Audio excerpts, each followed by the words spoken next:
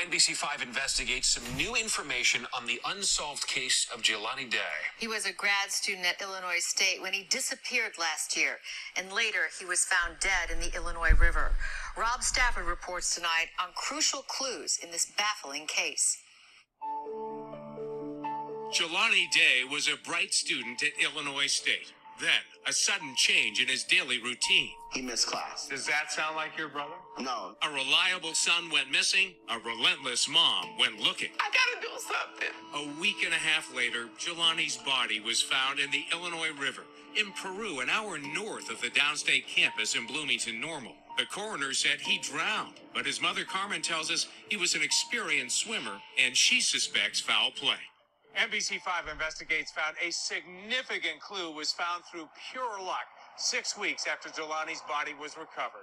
A man driving on a highway pulled off on one of the Bloomington exits to secure a mattress tied to the roof of his car.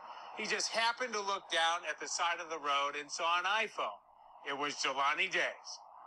What do you want to know from that phone? I want to know who's involved, who was he last texting in his last hours, who was his last conversation with. Jelani's brother DeAndre and mother Carmen are convinced the answers to what happened are on messages locked in that phone, which was sent to the FBI. Have they been able to get inside the phone? They tell me that they haven't been able to get inside of it. They tell me that there's a software that is only available for iPhones up to the 11. Jelani had an iPhone 12 Max Pro. Police declined our request for an interview, but sources close to the investigation tell us Verizon's cell phone records show his iPhone was turned off around 9:21 a.m., just after Jelani was last seen buying marijuana at this dispensary near campus. Then his phone was apparently tossed from a car onto that roadside off I-55 North. The question is, did Jelani do that, or did someone else, and why?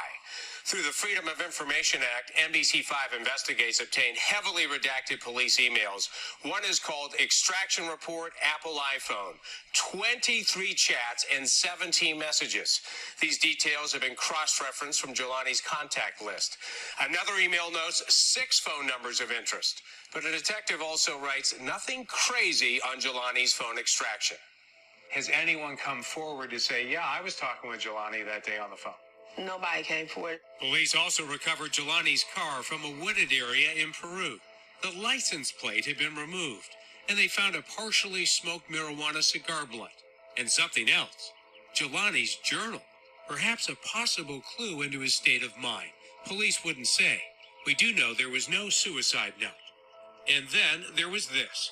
His sneakers and shorts on a riverbank north of the body, and they contained DNA, but it wasn't Jelani's, and still has not been identified, raising even more questions for the family. Do you think there are people out there with information? Absolutely. I think people are withholding information for some whatever reason, but I don't care. The family rejects any suggestion Jelani took his own life, saying he had everything to live for at the time of his death, even volunteering to donate stem cells for his father, who had leukemia and needed a transplant. He was the most likely match for his dad. And he wanted to do it. He absolutely, yeah. Sadly, his dad passed away this month. The Day family has lost a son, a brother, and now a father, but say their will to find out what happened to Jelani will never wane. Rob Stafford, NBC5 Investigates.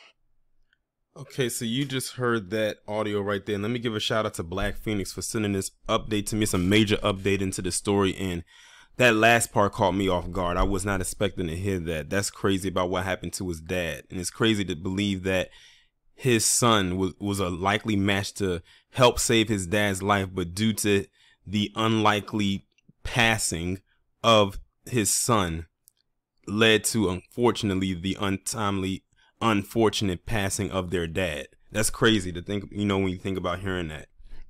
But when I first got sent this, my response was, what are the odds that somebody would find Jelani Day's phone?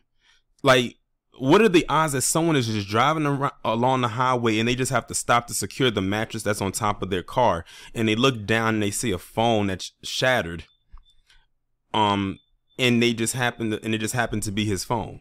So whoever was trying to get rid of his phone didn't do a good job of it. And I'm like, if you really want to get rid of someone's phone, like the most likely thing you could have done is maybe throw it like in a river or something where it could sink to the bottom where people probably would not find it. But for it to be on the side of the road like that and still intact, that's crazy. And now what's interesting is they said that this happened 6 weeks after his body was found. So this was a while ago. 6 weeks was still last year. Because remember, they found his body the first week of September.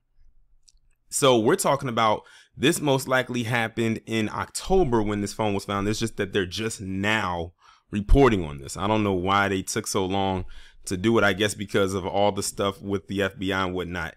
And, you know, they talked to his brother and they talked to his mother, said they sent the phone to the FBI to see if they could find a way to get into it.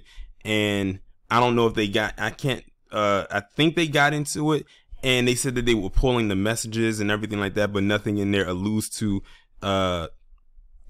any type of altercation between him and somebody else or other people. If it was more than one person, they just had to throw in the part about him leaving a dispensary, you know, like to get marijuana, as if that's supposed to somehow hinder what was going on. Then they mentioned something about a journal being found in his car. They said there was no suicide note. I don't believe for one single solitary second that this guy killed himself. Like they said, he had everything to live for, and he was young. He was 25 years old, and he had he had a bright future ahead of him. Why would someone just take themselves out like that? I would never believe for 1 second that anyone who has that bright of a future ahead of themselves would just take themselves out. Like, he had everything going for him, especially as a young black man in America.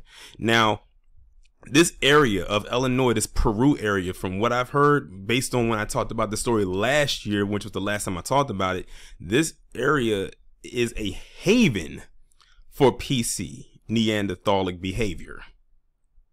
So, yeah, it's a lot of things just aren't adding up here. But I would not believe, just like his parents or his mother and his brother and the rest of his family will not believe for 1 second that he killed himself.